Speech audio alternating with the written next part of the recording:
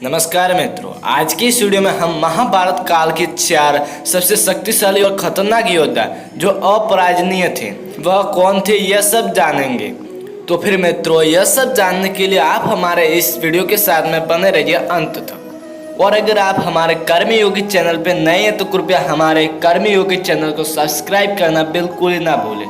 तो फिर चलिए दोस्तों, बिना टाइम वेस्ट किए करते हैं वीडियो को स्टार्ट। महाभारत को प्राचीन काल का एक बहुत बड़ा और खतरनाक युद्ध माना जाता है जिसमें लाखों योद्धाओं ने भाग लिया था।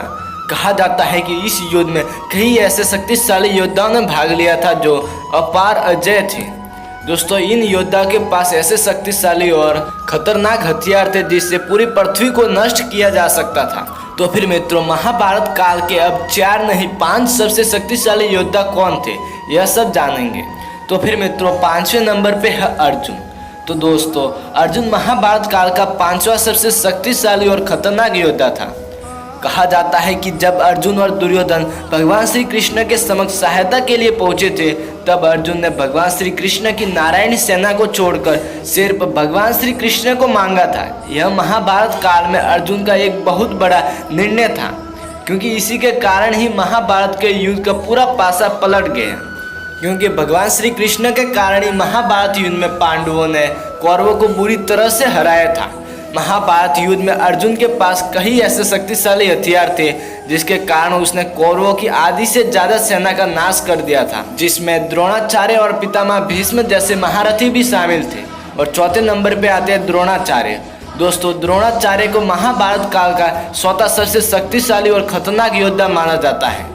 बता दें, द्रोणाचार्य एक ऐसे शक्तिशाली योद्धा थे जिनके पास नारायण अस्त्र, ब्रह्मास्त्र जैसे शक्तिशाली हथियार मौजूद थे। द्रोणाचार्य ही एक ऐसे योद्धा थे जिन्होंने कौरवों और पांडवों दोनों को शिक्षा दी थी। लेकिन दोस्तों, जब धर्म और अधर्म की युद्ध की बारी आई तब द्रोणाचार्य ने अधर्म का पक्ष चुना।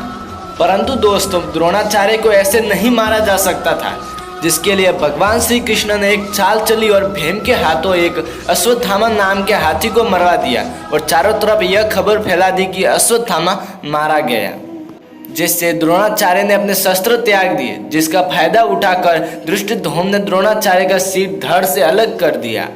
और मित्रों, तीसरे महाशक्तिशाली योद्धा का नाम है कर्ण। दोस्तों, कर्ण महाभारत काल का तीसरा सबसे शक्तिशाली योद्धा माना जाता है। कर्ण एक ऐसा योद्धा माना जाता है जिसे उसके कवच कुंडल के बिना युद्ध में पराजित करना असंभव था।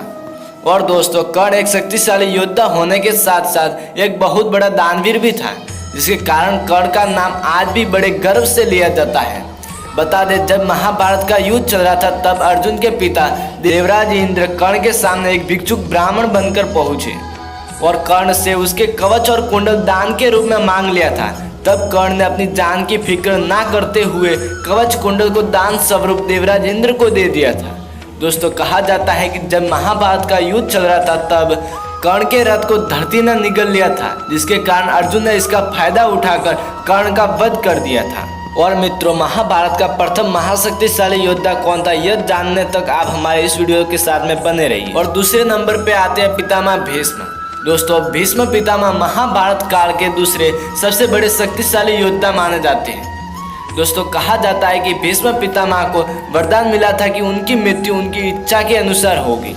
और भीष्म पितामह एक ऐसे शक्तिशाली योद्धा थे जिनके पास कई ऐसे शक्तिशाली हथियार थे जिनके कारण भीष्म पितामह को उस काल में हराना असंभव था। दोस्तों, कहा जाता है भीष्म पितामह ने अपने गुरु परशुराम को भी युद्ध में हराया था। जब महाभारत का युद्ध चल रहा था तब भीष्म पितामह ने पूरे 10 दिन तक पांडवों की सेना का सर्वनाश कर दिया था। तब सभी पांडवों को लगने लगा कि भीष्म पितामह के रहते वह कभी भी युद्ध नहीं जीत सकते।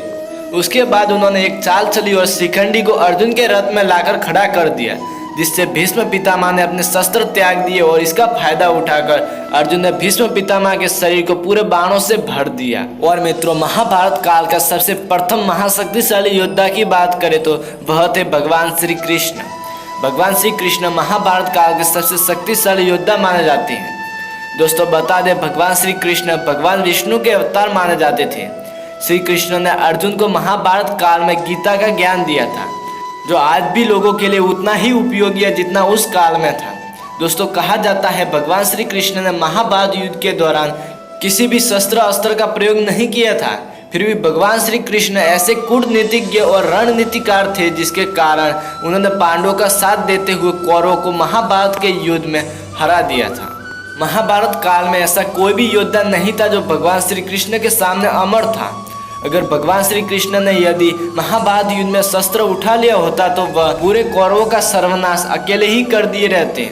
तो फिर मित्रों, ये थे महाभारत काल के 5 सबसे शक्तिशाली योद्धा। अगर वीडियो पसंद आया हो तो कृपया हमारे इस वीडियो को लाइक, कमेंट, शेयर एंड हमारे कर्मियों के चैनल को सब्सक्राइब करना ना भूलें। तो फिर ठीक है दोस्तों, आज के लिए इतना ही। फिर मिलते हैं अगले वीडियो के साथ में।